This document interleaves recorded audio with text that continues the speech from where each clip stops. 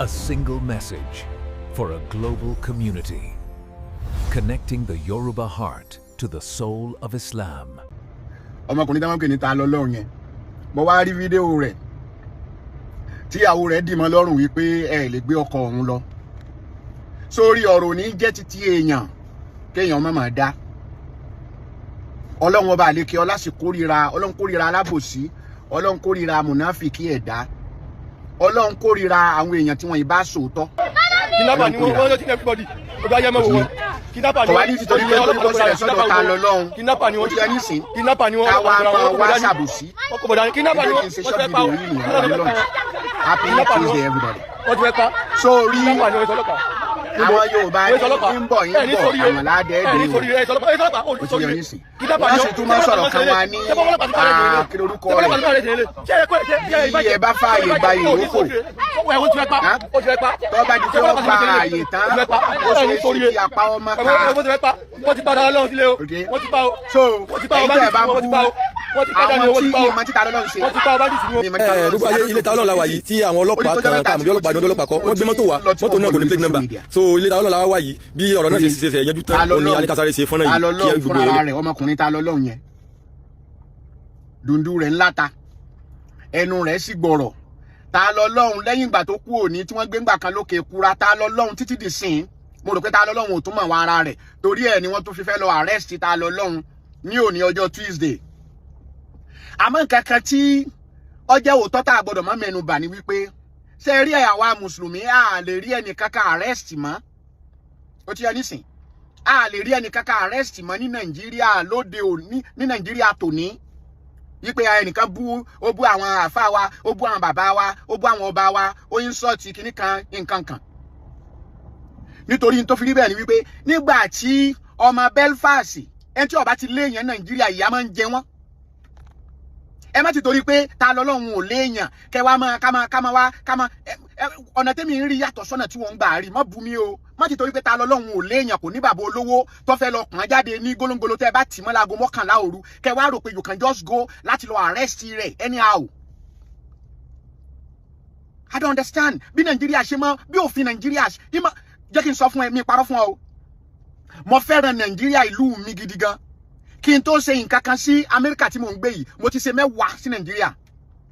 I have property in Nigeria mo ní property ní Nàìjíríà mo ní land property ní Nàìjíríà kó lè bá àmọ́rúfẹ́ tí mo ní síbẹ̀ ẹnìkan sọ fún mi wípé ìwọ tó gbé Nàìjíríà tó ń lọ kọ́lé sí Nàìjíríà ìfẹ́ tí mo ní sí Nàìjíríà nìyẹn ìbá máa tiẹ̀ gbé bẹ́ẹ̀ o ìbá máa ṣe kíníkan o mo ṣàgbọ́dọ̀ kọ́lé Nàìjíríà mo gbọ́dọ̀ ralẹ̀ sí Nàìjíríà mo gbọ́dọ̀ máa ṣe nǹkan sí Nàìjíríà irúfẹ́ tí mo nínú. At the same time tí mo bá ti ń ronú bí ẹni tí ọ̀lẹ́ nìkan kí ló wà lẹ́nu mi báyìí bí ẹni tí ọ̀lẹ́ nìkan ní Nàìjíríà bí ṣe máa lu kí lorúkọ rẹ̀ bí ṣe máa lu pápẹ́ òfin ìmọ̀ jẹ́ kí Nàìjíríà ò sú mi. Tí wọ́n bá dá ọ dúró táwọn ọlọ́pàá bá dá ọ dúró tí ọba jókòó sínú mọ́tò ẹ ní Nàìjíríà tó wà láàyè dìónà tọ́lọ́pàá Nàìjíríà bá dá ọ dúró báyìí bó ti experience yẹn ni o ẹni tó wà nídìí ọ̀nà yẹn ni wọ́n kọ́kọ́ máa wò tí wọ́n bá ti wò ọ́ dáadáa tí wọ́n ṣáìtì ẹ̀ tí wọ́n rí pé ọmọ kò léèyàn ní ọ́ tí wọ́n dẹ̀ ṣáìtì ẹ̀ tí wọ́n rí pé ọkọ rẹ̀ wọn ò mọ̀ ọ́ ní society tẹ́ẹ̀sẹ̀ MC Olúọmọ tẹ́ẹ̀sẹ̀ Abu Ebel tẹ́ẹ̀sẹ̀ Wàsíù Àyìndé tẹ́ẹ̀sẹ̀ kí lorúkọ rẹ̀ tẹ́ẹ̀tì ṣe gbogbo àwọn lókọ yẹn ó ti yọ nígbà náà wọ́n á ṣe wà bẹ̀rẹ̀ harassment ẹ mú wé mọ́tò ìwá ẹ ṣe kìnnìkìnnì kan bẹ́ẹ̀ ni wọ́n máa wo ìwọ tó wà lẹ́yìn mọ́ experience ẹ̀rí ni o so ìdájọ́ olòṣì yàtọ̀ sí ìdájọ́ olówó ìdájọ́ ẹni tí olówó ń pọ̀n lẹ́yìn ó yàtọ̀ sí ẹni tí ò lẹ́yìn kankan kò dẹ̀ yẹ kó rí bẹ́ẹ̀ the country belongs to all of us gbogbo wa lájọ ní Nàìjíríà you can never go arrest someone as a policeman kó wá gbé ọkọ̀ tí ò ní plate kó gbé lọ síbẹ̀ yìí kó fẹ́ lọ arrest ẹnìkan it doesn't make no sense ní ayé tí kidnapper pọ̀ káàkiri ní tí mi ò fi fọ́ọ̀tì ọ̀yìn arákùnrin Tani Olohun yẹn nìyẹn o bó tẹ̀ pé ẹnu ẹ̀ mọ́ wa rough pẹ̀lú orí ẹ̀ bí orí mi níbí ìpàkọ́ bí ìpàkọ́ mi ìpàkọ́ ń gún sánmà bó ṣe wulẹ̀ kọjá sí wípé ẹnu bọ̀bọ́ yẹn máa wa rough tó ní Tani Olohun yẹn ó lè lọ arrest èèyàn pẹ̀lú ọkọ̀ tí ò ní plate láyé táwọn kidnapper tí wọ́n ń gbé èèyàn ṣeré you can't do that America níbí báyìí tó o bá jẹ́ undercover ọkọ̀ tẹ́ máa gbé táwọn undercover America ń gbé plate number wà ń bẹ̀ tó bá jẹ́ NYPD ọkọ̀ tó jẹ́ New York police officer ọkọ̀ tí wọ́n ń gbé ọkọ̀ wọn ó ní plate. So you go to arrest someone ó gbé mọ́tò tí ò ní plate lọ ẹ wá kó bọ̀n dání. Ẹ fẹ́ arrest criminal ẹ bẹ̀rẹ̀ sí di jàǹkadì ẹ bẹ̀rẹ̀ sí gbé jàǹkadì. Ẹ ń gbéra yín náà lẹ́gbọ̀n ẹ ń gbéra yín sókè wọ́n ń fọlọ́pàá ní kórópọ̀n. Ọlọ́pàá ń so mọ́ ẹ̀ńtọ́ criminal tó fẹ́ arrest ń so mọ́ lọ́rùn. And the guy is keeping saying one thing. Tí ọjà sí pé ó yẹ kí gbogbo wa ronú sí ní Nigeria. The reason why I'm making this video is not because of Tani Olohun. It can happen to you tomorrow. It can happen to your cousin. It can happen to your brother. Ẹ má dájọ́ blindly. Ẹ má dájọ́ nítorí pé ẹ hate ẹnìkan. I don't care. Ẹ̀sìn tí kò bá wu onkaluku kò máa sìn lakundinukum waliyadini. Ẹ̀sìn tí yín kò máa jẹ́ ti yín, tí tèmi kò máa jẹ́ tèmi. Tí n bá rí ẹlẹ́bọ tẹ́ bá fẹ́ take advantage ẹ̀. Tí n bá rí ẹni tí ń bọ gíbọ ọ̀pẹ. Tẹ́ bá fẹ́ yàn jẹ, I will speak up. O lè lọ sọ pé fẹ́ lọ arrest Tani Olohun. Kó wá gbé mọ́tò tí ò ní plate lọ. Ẹ lè sọ pé fẹ́ lọ arrest Tani Olohun. Ọmọ yẹn ń sọ gbólóhùn kan wípé ṣé invite mi. Àìmọye tí mo fi lẹ́yìn mùsùlùmí ò lè rí yàn arrest mọ́ ní Nàìjíríà lónìí. Òun ni pé ọ̀kan nínú àwọn tó náà ń jàjẹ́ ẹ̀sìn ọmọ Belfast criminal. Kò sí èbú tí Tani Olohun fẹ́ bú tó ti tó èbú tí ọmọ Belfast tó bú àwọn ọba yín gbogbo yín foríjì ní nítorí pé ọmọ tí yín lòun bóyá nítorí ẹ̀ ni nítorí pé òun ṣe ẹ̀sìn tẹ́yìn náà ń ṣe. Ẹ foríjì ọmọ Belfast ládùrú atrocity ládùrú ọ̀rọ̀ àlùfàǹsá tó sọ sí àwọn àfáà yín àtàwọn bàbá yín. Ẹnìkan kò rí arrest ẹjọ́ ń gbé Nàìjíríà ń bẹ̀ tẹ́jọ́ ń gbé Nàìjíríà tẹ́jọ́ ń ṣe fàájì ni ẹ tó ti jọ ń lòde tẹ́jọ́ ń lòde àwọn ọmọ Ìlọrin tó bú tó yàkàyàkọ̀ ọba wọn àtàwọn àfáà wọn àwọn ni ẹ tún invite ẹ sóde ń wọlé ń jáde bó ṣe wù ni ẹ tó jọ ń bara yín lọ́wọ́ tẹ́ tún pèsè òde àwọn àfáà yín tẹ́jọ́ ń jókòó tẹ́ ń gbága fún ní high table.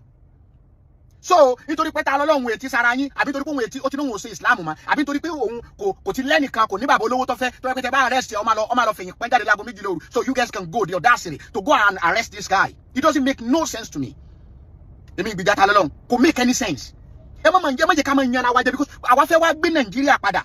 Ẹ dẹ̀ ń scare wa pẹ̀lú oríṣiríṣi àwọn ìwà yín bí ìwà bandit. Ṣé invite Tani Olohun tẹ́ bá wá ní invite ẹ ṣé ó yẹ kẹ́ lọ sílé ẹ tẹ́ fẹ́ lọ arrest. T'Amẹ́ríkà bá wá tí wọ́n bá fẹ́ arrest èèyàn tí wọ́n bá ti wọnú ilé rẹ̀ tí wọ́n bá ti show kí lorúkọ rẹ̀ warrant of arrest pé wọ́n wá láti wá gbé ọ the next thing ni Amẹ́ríkà máa sọ fún yín pé turn around kọ káwọ́ rẹ̀ sẹ́yìn wọ́n á sì fi handcuff sí ọ lọ́wọ́ sẹ́yìn ò ní handcuff ní tẹ́ fi bá Tani Olohun gbẹ jàǹkadì tẹ́jọ́ fara yín lẹ́pọ̀n tí Tani Olohun gbọ́lọ́pàá ṣubú ìmọ̀ ọlọ́pàá ni yóò tọ́ o tẹ́yìn náà ń gbé Tani Olohun ṣubú. Ẹ wá lọ adúrú gbogbo effort yín àti gbogbo ẹ wá rí ẹni tẹ́ lọ arrest ẹ rí arrest ṣé yẹn lásán kò tó ọwọ́ àlámì ìyẹn lásán tí yẹn lójú. Àìrí arrest àìrí Tani Olohun gbé kúrò níbẹ̀ ní nígbà tẹ́ ẹ lọ arrest ẹ tẹ́ pera yín ní ọ́fíìsà yẹn ó tì yàn lójú. Gbogbo àwọn tí ó bá pè yín látòkè lọ́hùn ní kóòtù ni wọ́n ti lọ mọ settle rẹ̀ tó bá pé lu òyìnbó bá ní. Kò sí gbogbo èèyàn tó bá kọjẹ́ ó bá jẹ́ governor Oyo State ló pè yín ó bá jẹ́ kíníkíní kan tó bá ṣe pé arrest tẹ́ wá arrest Tani Olohun lóòótọ́ bá jẹ́ new ni you will not leave the scene without arresting this guy.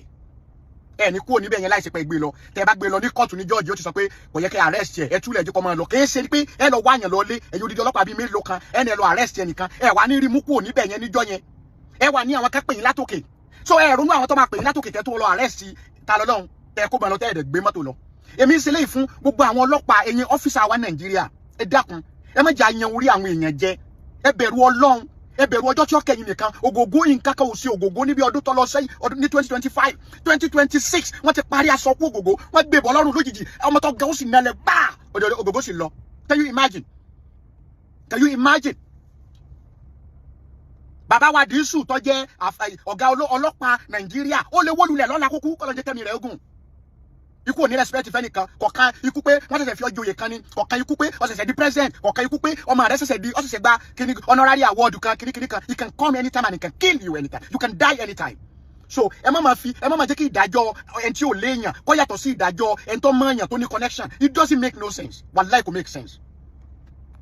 So wọ́n pe Sunday Igboho mo ṣe ń gbọ́ fídíò yìí lọ́dọ̀ Aníyíkáyé wọ́n pe Sunday Igboho lọ́wọ́ ní kíní kan wọ́n pe Olúbàdàn bẹ́ẹ̀ lọ́mọ yẹn náà sọ pé Igboho za níbi tó jókòó sí níbẹ̀ àwọn Igboho ni wọ́n mèkì kọ́ kò lè ṣẹlẹ̀ ní òyìnbó tá a bá ń sọ̀rọ̀ wọn ní ṣé mọ̀mọ́dún tí ìlú òyìnbó ti wà ní ṣé mọ̀mọ́dún tí ìlú òyìnbó ti gba independent but we can learn from these people we should even learn from them It's time to learn from these people. Ní abroad bí báyìí, ẹ jẹ́ ká learn látọ̀dọ̀ wọn. Ayé ti dáyé social media. Video ta lọ́lọ́run ẹ ṣe ní Nàìjíríà, ó ti dá Amẹ́ríkà lẹ́yìn ìṣẹ́jú kan gbogbo wa ti ń rí. Ayé ti lajú ju òṣì lọ, ayé ti lajú ju ranù lọ, ayé ti lajú ju gbogbo wọn lọ. So, ọmọ tí wọn Belfast ó bú gbogbo àwọn èèyàn lọ bú àwọn ọba ó bú gbogbo ẹ̀ níjó ni. Kí lẹ rí ṣe fún títí lónìí? Ẹ wá ẹntí àwọn bàbá wa Nàìjíríà ń gbà kan tí mo wà ń bẹ̀, tá bá ń jà wọn ní ẹ tá lè mú lálẹ́ dì mọ́. Ṣé rọ́ wá ni? Ẹ tá lè mú àbí ẹ tá lè mú lálẹ́ dì mọ́. Ṣé rọ́ wá ni? Ṣé rọ́ ni? Ẹ wo ẹ jẹ́ ká ṣàtúnṣe lórí ọ̀rọ̀ Nàìjíríà. Àwa fẹ́ wálé, jojúmọ́ lẹ́ ń sọ fún wa ká máa bọ̀ wálé. I am a nurse ní Amẹ́ríkà ń bí, ìyàwó mi nurse ni l'Amẹ́ríkà ń bí. Mo láwọn èèyàn tó jẹ́ sí pé Dr. Aregbe ń bẹ, Dr. Abdulhakeem ń bẹ, àwọn doctors. Everybody la fẹ́ wá sí Nàìjíríà. Bẹ́ẹ̀ báwo ló ṣe fẹ́ wá ńgbà tó bá ń rí injustice every single day of our life? It's so disheartening. Kò make any sense. Tẹ́ bá níyàn bá yín sọ tọrọ. Ìdájọ́ olòṣì yàtọ̀, ìdájọ́ olówó yàtọ̀, tipẹ́tipẹ́ láti wà ń bẹ̀ láti rí títí di sin 2026 with all this exposure and everything. Ó tún ṣẹlẹ̀ títí dọ̀la. Ẹ lọ arrest èèyàn, ẹ gbọ́kọ̀ tí ò ní plate lọ. Báwo lọ́mọ, ẹ bá wá pè ní kidnapper ní yín mọ̀nàkàì. Ẹ lọ arrest èèyàn, ẹ lè fi handcuffs ẹ dọ́ lọ arrest lọ́wọ́ iwájú ní ìjàkadì ń gbéra yín wọ́n lẹ̀. Ó tìyàn lójú ká gbé sórí social media. Amẹ́ríkà ò rí bẹ́ẹ̀ ṣe lọ arrest criminal ní Nàìjíríà, ní giant of Africa. It doesn't make no sense. Wọ́n mọ̀ ń padà sí ọ́fíìsì. Jọ̀wọ́ ṣe àkíyèsí láti subscribe, fi like sílẹ̀ àti tẹ àròsọ bell fún àwọn ìmọ̀ràn tọlọ́fìn. Assalamu alaikum wa rahmatullahi.